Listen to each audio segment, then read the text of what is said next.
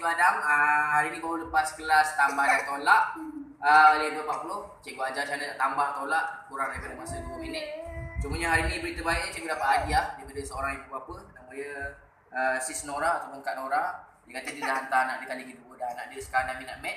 Apa yang cikgu boleh buat, cikgu boleh review lah makanan yang dia bagi. Okey, cikgu buka dulu Okey.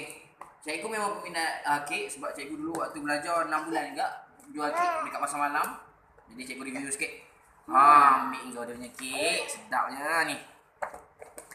Kita tengok dia anak pun dah tak sabar dah. Ni review kek sikit. Okey. Ini namanya kata kek brownie. Kita try dulu Okey, kita try dulu. Bismillahirrahmanirrahim. Tengok. Bismillah. Sedap brownies peanut. Okay, apa pun terima kasih Kak Nora sebab sponsor atau bagi benda ni sebagai hadiah. Saya anggap benda ni satu penghargaan daripada ibu bapa yang menggalakkan saya untuk terus berjuang dalam pendidikan.